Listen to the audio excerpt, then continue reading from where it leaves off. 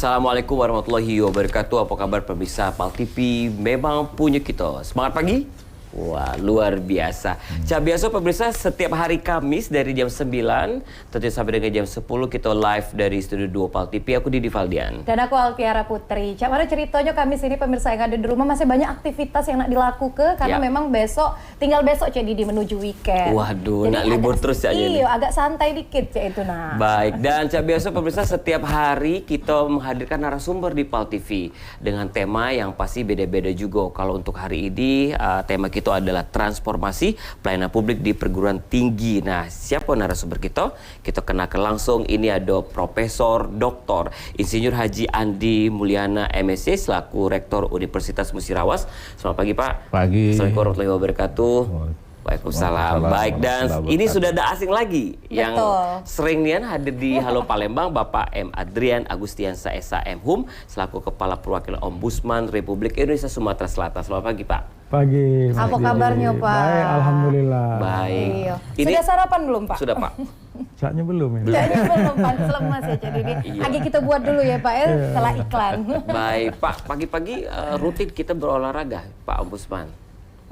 Agak jarang olahraga. Paling-paling kalau di kantor itu hari Jumat. Hari Jumat Pak ya. Itu be cuman 5 menit.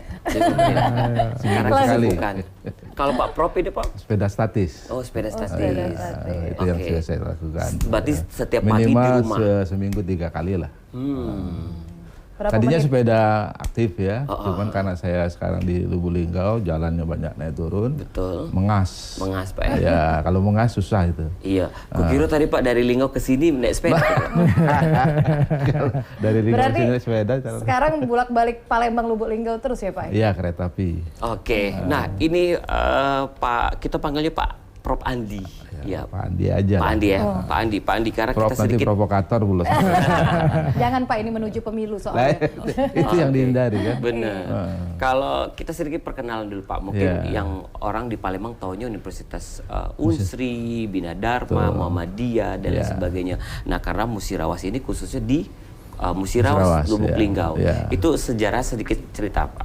Ya, jadi Universitas Musirawas ini sebelum tahun 2009 itu adalah STIPER, Sekolah Tinggi Ilmu Pertanian.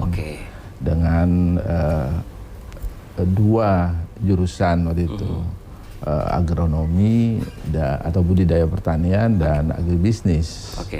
Ya. Nah, ketika 2009 ya, Bupati pada saat itu Pak Haji Ridwan Mukti itu melakukan perubahan dengan mengusulkan atau mengajukan proposal untuk pendirian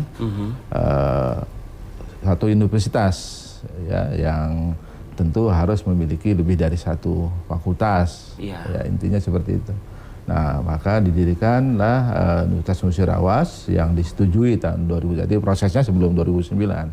Pada 2009 itu disetujui untuk membentuk satu universitas namanya Universitas Musirawas.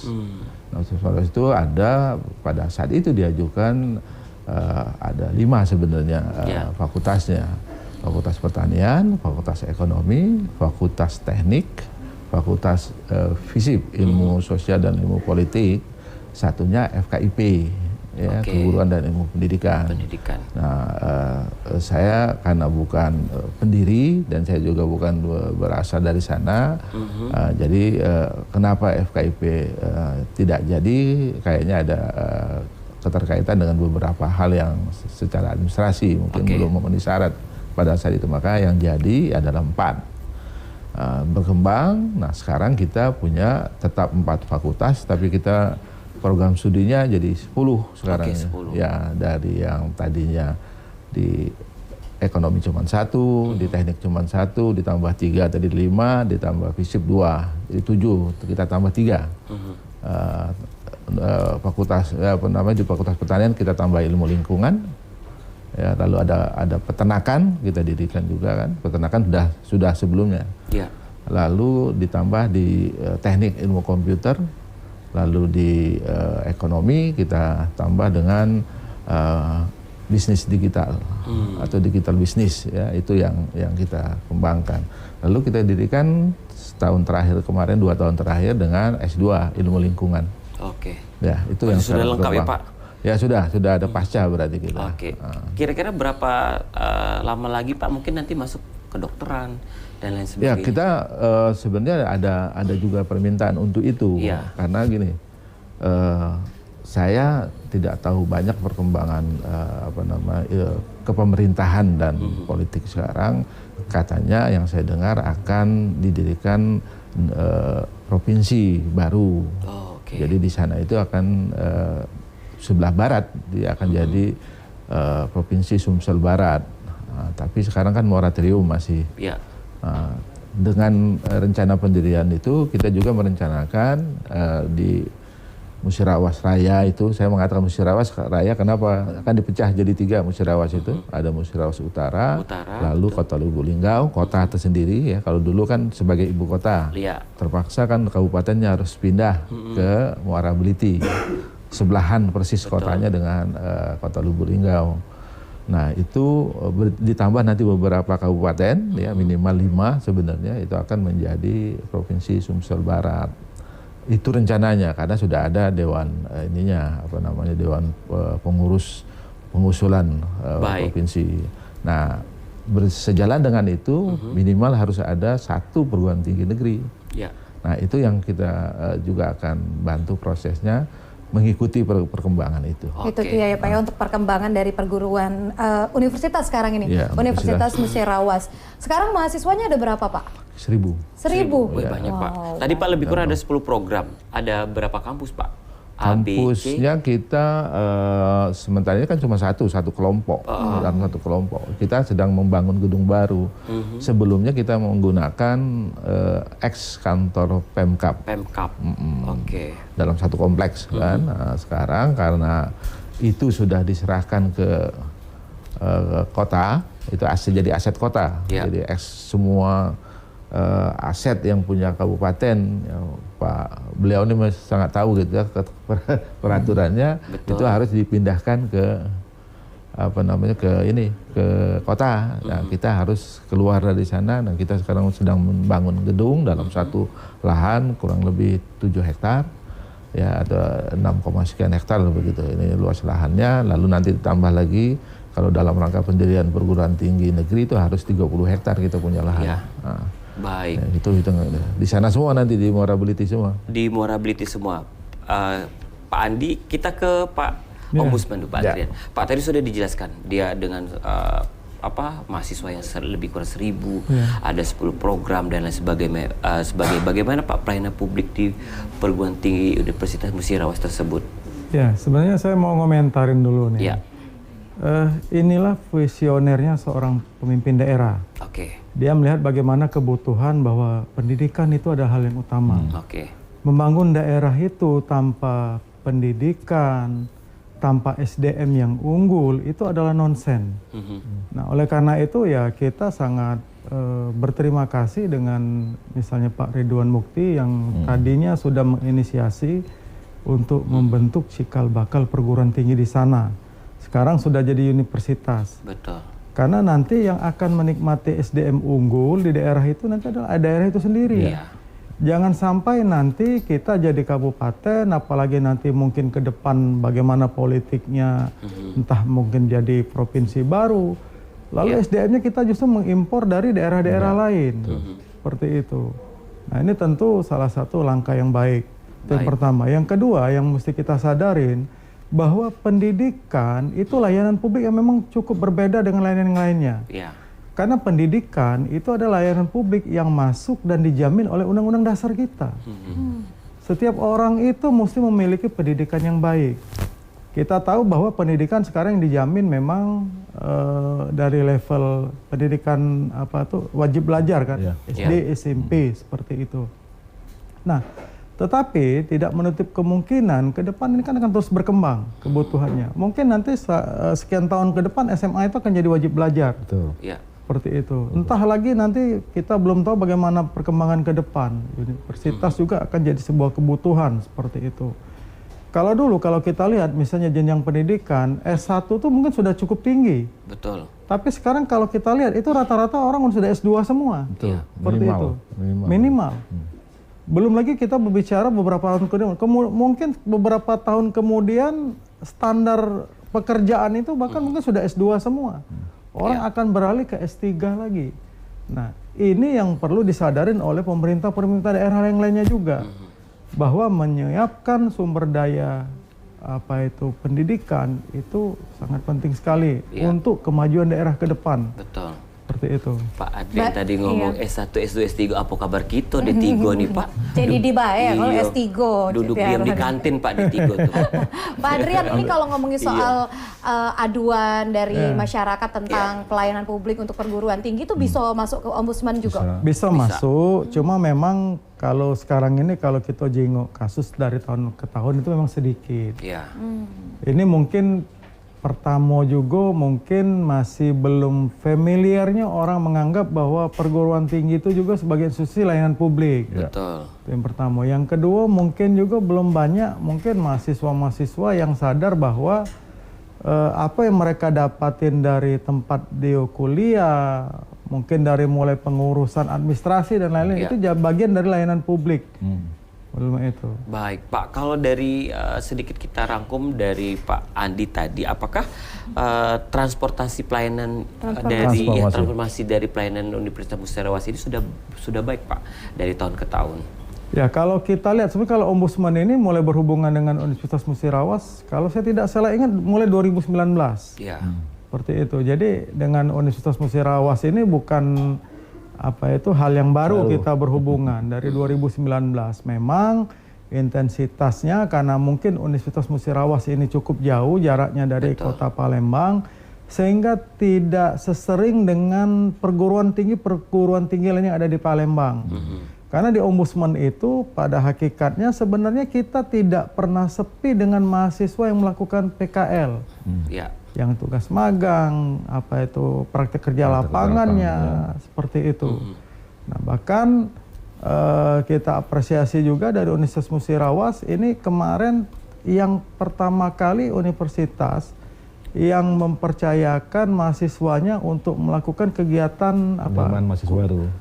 Kuliah umum. Kuliah Merdeka itu. Kampus Merdeka. Kampus Merdeka, MBKM seperti itu. Kita tahu dengan MBKM sekarang ini kan mahasiswa tuh boleh memilih tempat-tempat kuliah lain yang di luar universitas untuk memperkaya hasanah pemikiran dia terkait kerja langsung di lapangan itu bagaimana. Nah ini kemarin ada 4 mahasiswa yang berkuliah di kita selama 1 semester. Nanti hasil yang mereka pelajarin di ombudsman itu akan dikonversi dengan mata kuliah yang hampir linear di sana. Kalau nggak salah sekitar 20 atau 20 SKS. Maksimum 20 seperti SKS. Itu. Kampus Merdeka tadi ya Pak Kampus Merdeka.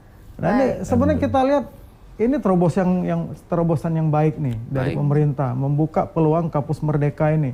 Sehingga mahasiswa itu sudah tahu bagaimana situasi kerja di lapangan itu pada saat mereka berkuliah. Jadi bukan pada saat mereka sudah lulus baru mau mengetahui kenyataan di lapangan seperti itu. Kalau dari Prof Andi, Cek Didi, kita juga pengen tahu transformasinya kalau di Universitasnya Musirawas ini Cak Mano, karena tadi banyak dan program-program yang memang bagus katanya untuk mahasiswa, tapi pemirsa yang ada di rumah.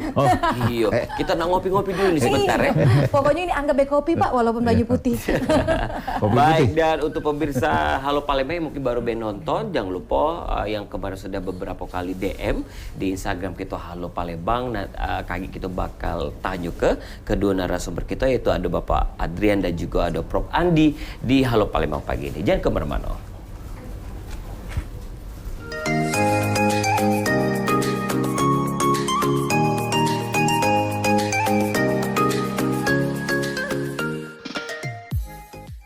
Balik lagi di Halo Palembang, pemirsa yang ada di rumah. Prof Andi, tadi kalau ngomongin soal transformasi dari Universitas Musirawas, Mano, kalau di universitasnya, kalau tadi kan dari pandangan ombudsman. Jadi transformasi pendidikan itu intinya kalau saya tangkap adalah bagaimana kita sebagai lembaga pelayanan publik merubah, kan dulu orang mengatakan perguruan tinggi itu seperti menara gading.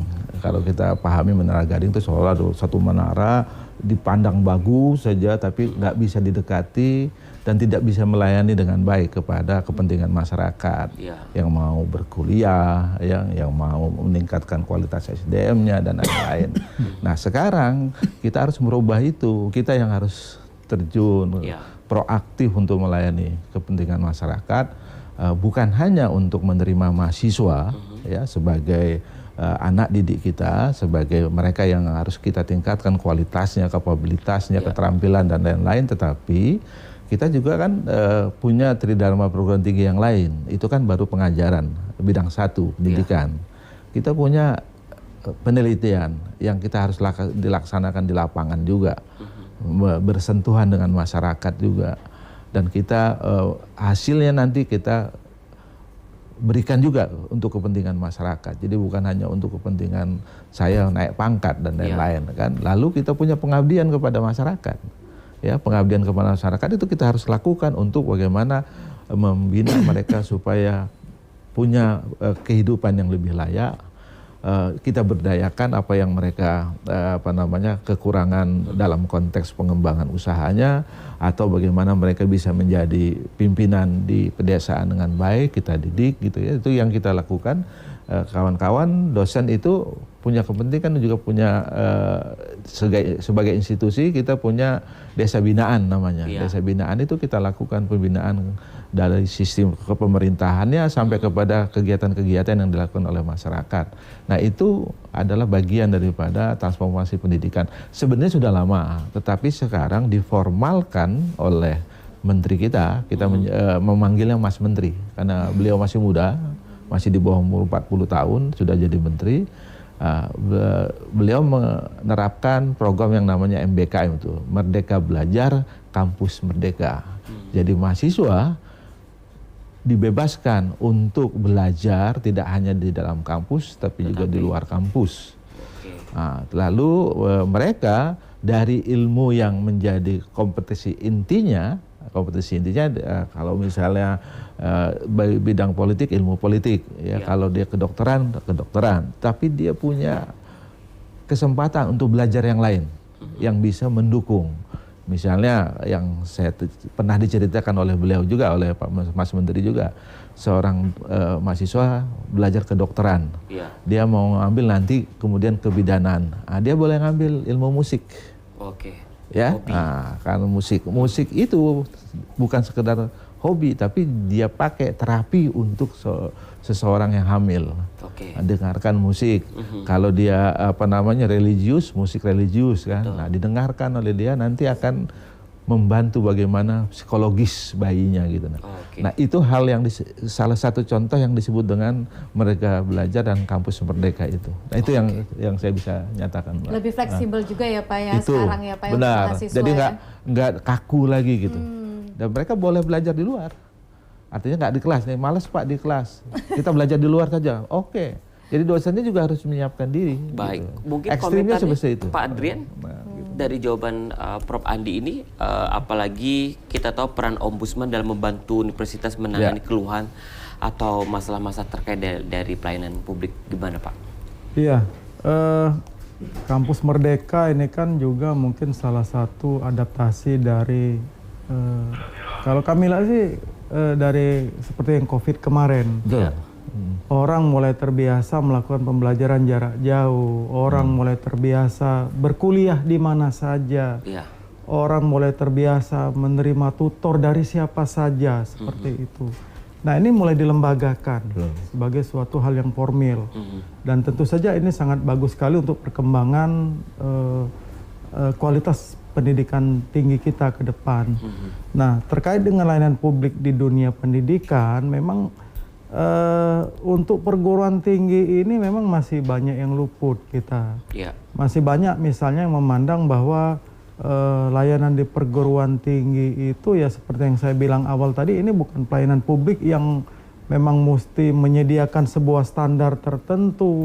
Masih banyak kita jumpai misalnya perguruan-perguruan tinggi yang misalnya dalam melayanin mahasiswanya, mereka tidak membuat sebuah layanan terpadu. Sehingga kalau mahasiswa mau berurusan, mereka mesti masuk ke ruangan TU-nya. Mau ngurusin tanda tangan apa, mesti nemuin siapa. Betul. Tidak ada standar baku, misalnya kalau mau legalisir ijazah, apakah gratis, apakah nanti mesti bayar 5.000 per lembar, seperti itu, dan lain-lain sebagainya. Nah ini yang salah satunya Ombudsman coba masuk ke dunia pendidikan tinggi untuk ikut sama-sama membantu teman-teman dari perguruan tinggi ini membuat standar layanan, seperti itu. Oke, Pak Adrian, mungkin kalau kita memberi contoh di kampus-kampus, baik itu di Palembang atau juga di kota-kota lain, seperti universitas apa Pak yang pelayanan publiknya sudah bagus, yang mungkin nanti akan kita terapkan di Universitas Musirawas. Kalau nggak jauh-jauh di Palembang Pak, di kampus apa? Ya, kalau saya kebetulan memang belum melihat ya yang membuat sebuah layanan terpadu satu pintu yang betul-betul komprehensif di sana, seperti itu. Tapi ada beberapa universitas perguruan tinggi juga yang sudah mulai membuat itu secara ya semi lah, seperti itu. Makanya ini masih akan kami dampingin terus. Nah, terkait dengan hal itu tentu akhirnya banyak beberapa kejadian-kejadian, misalnya yang begitu ada kejadian mahasiswa tuh bingung mau melapornya kemana. Salah satu unsur layanan publik yang baik itu adanya kejelasan kalau andai kata ada komplain dari pengguna layanannya. Seperti itu. Mungkin kita masih ingat beberapa kejadian yang di perguruan tinggi, seperti yang beberapa tahun yang lalu ada pada waktu zaman COVID kemarin, ada siswa yang tadinya semestinya mereka dapat keringanan pembayaran, begitu mau bayar tiba-tiba ternyata udah naik lagi. Akhirnya ribut sampai berapa ratus kemarin, akhirnya juga yang lapor juga ke Ombudsman, kita bahkan sampai ke gubernur kemarin turun tangan juga. Nah, alhamdulillah akhirnya mahasiswa-mahasiswa itu dapat kembali seperti itu keringanannya. Apakah Pak Universitas Musirawas ini sudah siap bersaing ini Pak? Ya, kalau saya bilang mau tidak mau mesti siap bersaing. Karena sekarang era itu orang sudah bebas memilih.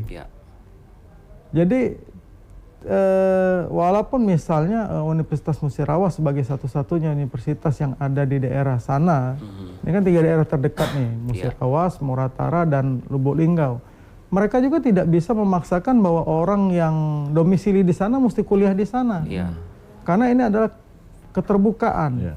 Orang nanti akan melihat mana yang kualitasnya baik.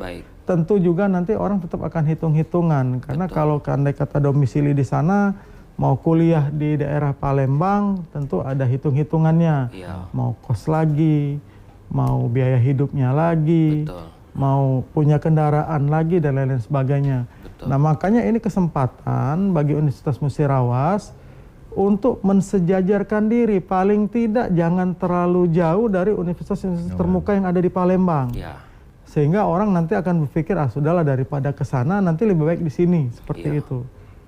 Nah, seperti itu Pak, lebih baik kita di sini daripada ke sana, kata Pak Adrian tadi. Nah, kira-kira kita sudah ada sosialisasi ataupun juga punya program-program khusus tenaga pengajar yang handal.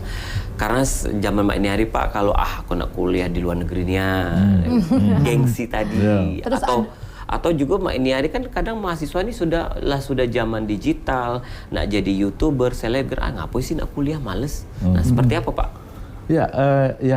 Apa yang disampaikan oleh Pak Adrian barusan itu adalah satu hal yang menjadi juga motivasi kita untuk bisa mempunyai penawaran dalam menghasilkan SDM yang punya daya saing, yang unggul ya daya saing.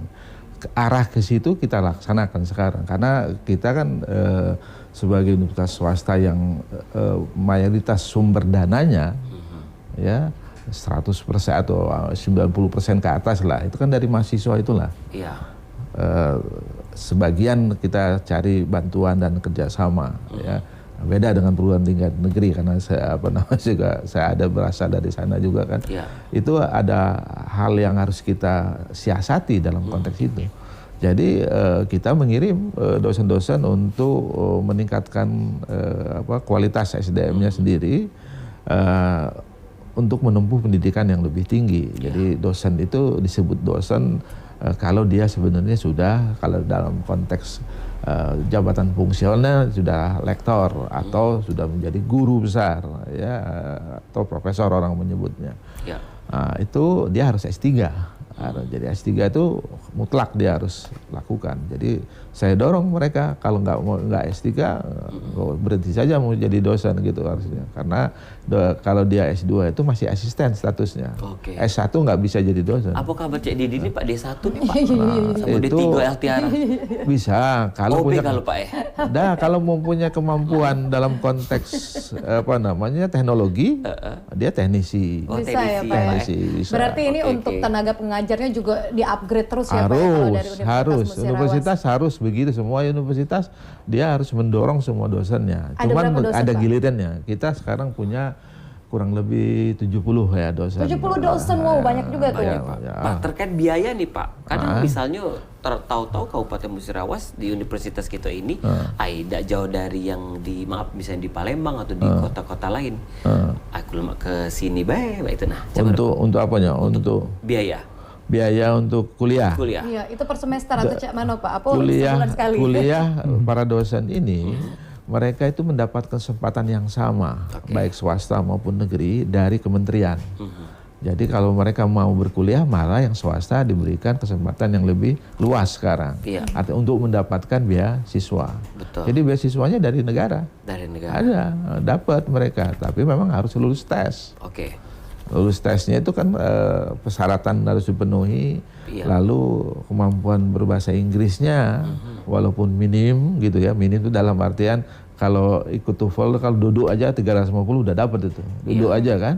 Nah, tapi kalau kita belajar 400 ke atas bisa kita dapatkan. Nah, minimum untuk masuk sana dia harus lulus misalnya 450 atau 500 begitu kan, nah, kan harus belajar.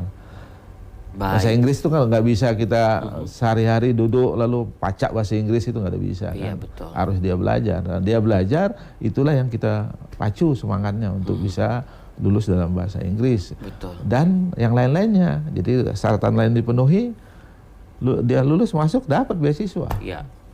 Sekarang banyak. Zaman saya kuliah dulu kembang kempis ya. Saya harus juga mencari sumber lain. Iya. Artinya nggak cukup biaya hidup.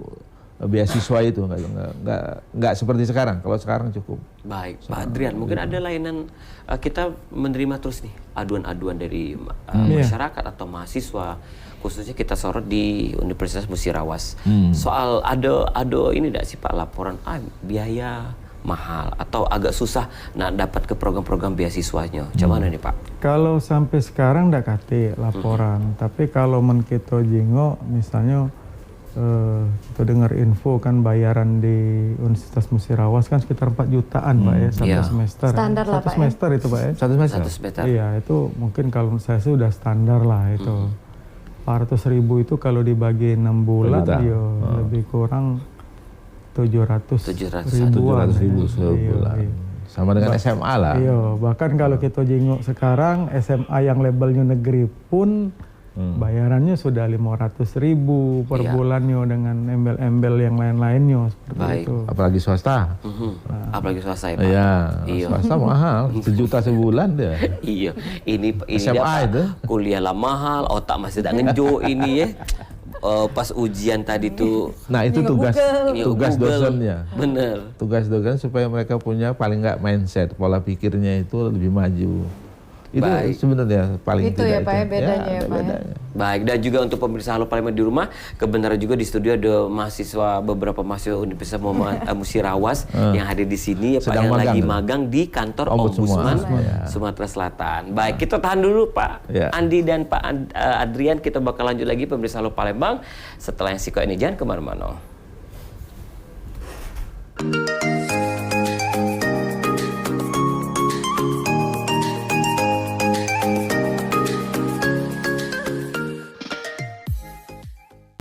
Baik, terima kasih pemirsa, masih di Halo Palembang. Tentu kita masih bersama Kepala Perwakilan Ombudsman Republik Indonesia Sumatera Selatan, ada Bapak Adrian dan juga Rektor Universitas Musirawas, yaitu ada Prof. Andi di Halo Palembang di segmen ketiga yang terakhir ini pemirsa. Betul. Jadi kalau ngomongin soal mahasiswa, Prof. Andi, sebenarnya kalau dari mahasiswa dewe, transformasi yang memang dibutuhkan oleh mereka itu apa sih kalau di Universitas Musirawas? Ya, sekali lagi begini, dulu mungkin kita menganggap hubungan mahasiswa dengan dosen itu seolah-olah adalah hubungan guru dan murid yang harus jauh agak ya artinya menjaga jarak gitu kan. Nah sekarang kan enggak, kita mencoba untuk akrab dengan mahasiswa, tentu dengan batas-batas ketentuan norma yang berlaku. Nah yang terpenting adalah bagaimana semua yang menjadi kebutuhan mahasiswa yang terkait dengan pelayanan pendidikannya kita penuhi. Nah itu yang harus kita tunjukkan kepada mereka. Dalam konteks Merdeka Belajar Kampus Merdeka sekarang misalnya kan, berbagai informasi yang ditawarkan oleh kementerian terkait dengan mereka bisa magang kemana ya di seluruh Indonesia itu sekarang sangat terbuka, dan kita harus sampaikan kepada mahasiswa, karena ada saja mahasiswa itu yang tidak mau menelusuri berbagai informasi itu di luar yang mereka gunakan gadget yang mereka miliki itu untuk kepentingan-kepentingan lebih banyak hiburan ya. Nah, kita kan berikan informasi, Dek ini ada informasi, Adek lamarlah ke sana, seperti itu kan.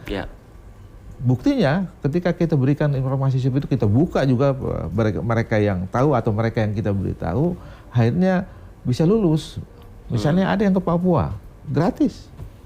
Mereka untuk belajar di sana, untuk magang di sana atau belajar atau pertukaran mahasiswa kan ada programnya. Pertukaran mahasiswa itu dari sana datang ke sini atau dari sini ke sana. Nah, tetapi yang banyak ini sekarang masih tentu setiap mahasiswa mencari perguruan tinggi yang levelnya lebih tinggi untuk mereka belajar.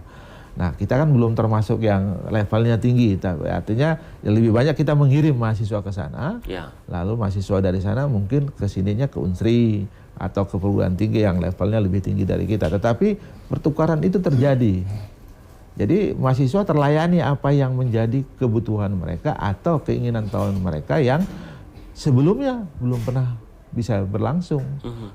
Mau ke Papua itu ongkosnya tahu nggak? Sama dengan pergi ke luar negeri.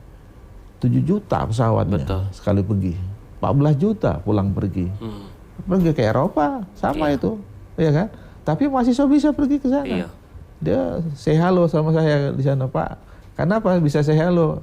Pakai WA kan, murah kan? Karena di sana ada wifi. Ya wifi-nya di sana di kita juga ada. Nah itu yang salah satu yang kita lihat bahwa mahasiswa sekarang apapun yang mereka inginkan, asal mereka punya kemampuan, kita bisa penuhi. Baik itu dengan dana yang kita bisa siapkan, maupun dengan dana yang bisa kita telusuri dari sumber-sumber yang memang menyediakan untuk itu. Jadi kita bantu itu. Jadi sekarang kita sistem online kita kembangkan, kita cari dana hibah juga dari kementerian. Alhamdulillah kita dapat dari kementerian untuk mengembangkan website kita menjadi lebih besar lagi, sehingga informasi yang disebarkan tidak berbiaya mahal kan. Gitu. Itu yang kita lakukan sekarang gitu. Caranya. Kalau ke Pak Adrian, Pak, kita ada strategi khusus nggak nih Pak untuk mempercepat proses pelayanan publik di perguruan tinggi nih Pak? Ya, pertama yang kami lakukan itu sekarang bagi perguruan tinggi yang mau menugaskan mahasiswanya, entah itu magang, entah itu PKL atau yang kampus Merdeka tadi, itu harus melakukan MOU atau PKS dulu dengan kita.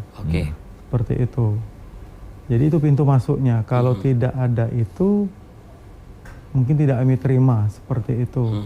Nah, setelah itu ada, nanti kalau yang sudah beberapa universitas, perguruan tinggi yang kami lakukan itu, di internal mahasiswanya juga, itu kita dorong agar mahasiswa itu membentuk unit kegiatan mahasiswa yang berbasis pelayanan publik. Misal, kelompok mahasiswa cinta layanan publik.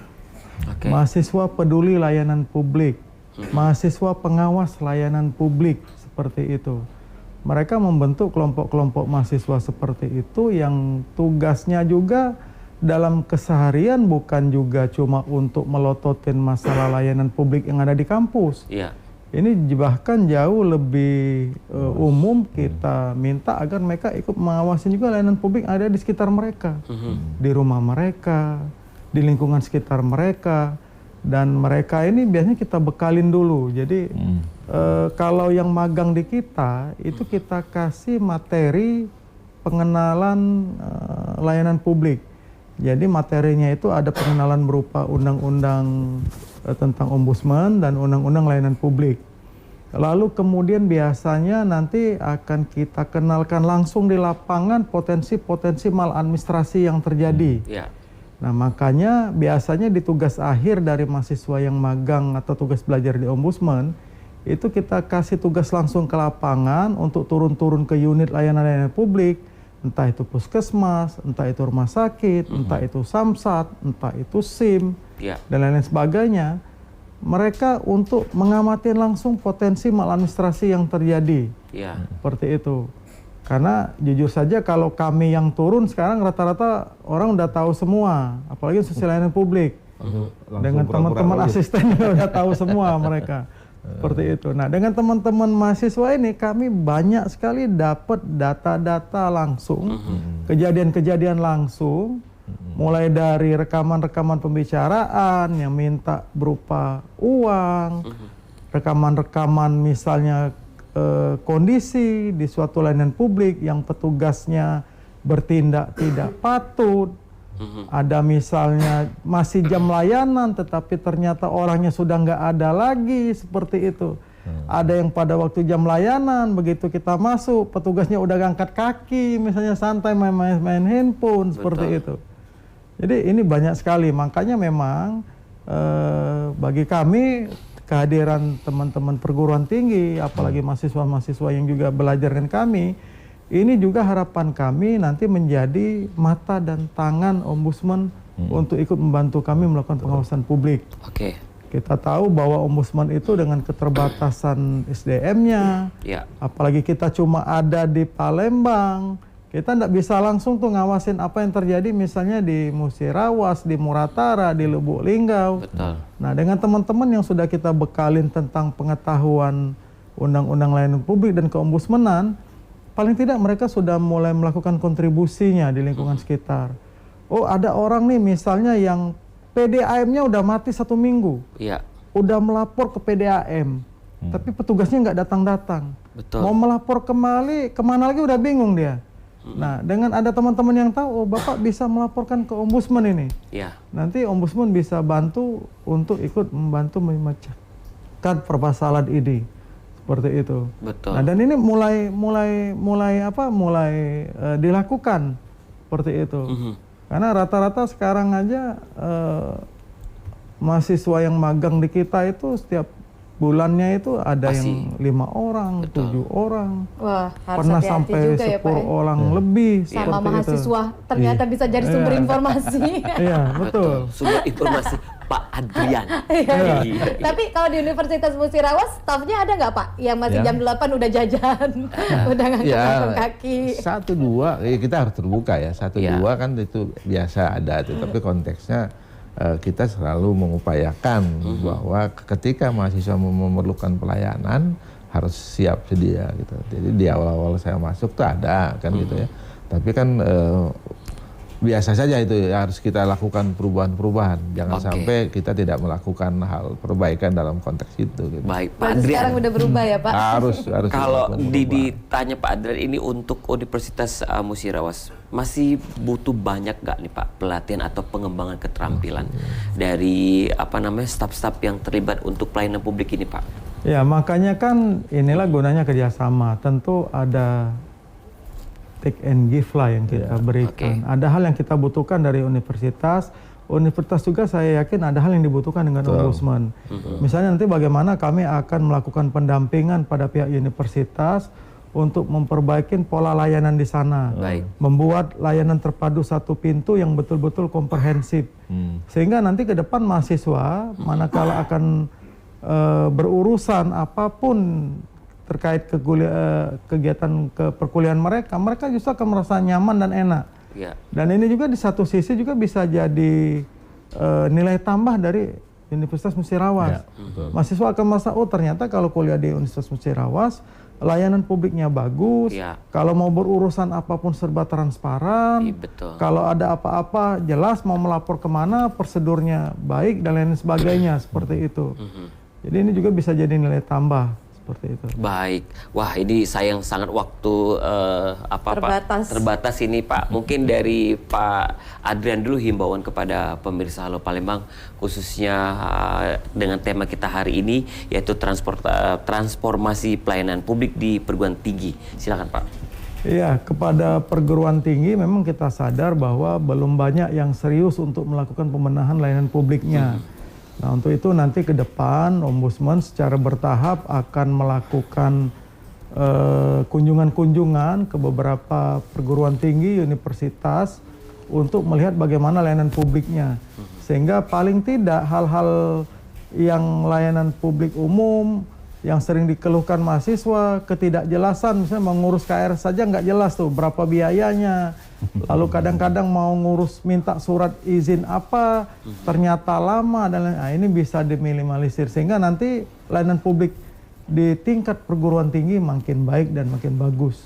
Baik, tambahan ini, Prof. Ya, pemirsa sekalian, ya, dengan bekerja sama secara proaktif ya dan tentu menyelaraskan dengan fungsi kita sebagai salah satu pelayanan publik yang dilakukan oleh perguruan tinggi, kami tentu sampai sekarang selalu berupaya ya untuk meningkatkan pelayanan publik kita, terutama kepada baik itu calon mahasiswa yang ada maupun masyarakat yang umum yang ada di sekitar Musirawas atau di Musirawas Raya dan di Sumatera Selatan pada khususnya, dalam rangka kita menjadi perguruan tinggi yang bisa mendidik dan mencetak SDM ya, generasi muda menjadi generasi yang punya daya saing dan unggul dalam berbagai bidang ilmu yang kami tawarkan, dan kami itu selalu mengupayakan bagaimana perbaikan-perbaikan itu terjadi secara kontinu, tidak stagnan. Dan itu tentu kerjasama yang kami bangun, baik itu dengan Ombudsman sebagai salah satu lembaga yang memang kefungsian utamanya adalah mengawasi bagaimana pelayanan publik yang dilakukan oleh setiap instansi, pemerintah maupun swasta. Itu adalah satu hal yang niscaya bagi kami untuk kami laksanakan. Baik, terima kasih. Terima kasih dengan Pak Adrian yang hadir di sini. Mudah-mudahan ini Pak terbuka juga untuk seluruh pemirsa Halo Palembang. Kalau ada apa-apa, jangan lupa layanan publik langsung adu ke kantor perwakilan Ombudsman Republik Indonesia Sumatera Selatan. Itu dia. Apa baik Pak ya? Baik, terima kasih sekali lagi untuk Rektor Universitas Musirawas, Profesor Dr. Insinyur Haji Andi Mulyana MSc, dan juga pastinya Kepala Perwakilan Ombudsman Republik Indonesia, Bapak M. Adrian Agustiansyah SH MHum yang telah datang ke Halo Palembang pagi ini. Baik, dan juga terima kasih untuk pemirsa Halo Palembang hari ini di 16 November 2023. Kita ketemu lagi besok, biasa 9.10 dengan tema dan narasumber yang lain. Aku Didi Valdian. Dan aku Altiara Putri, pamit undur diri. Wassalamualaikum warahmatullahi wabarakatuh. Sampai jumpa. Lagi Pak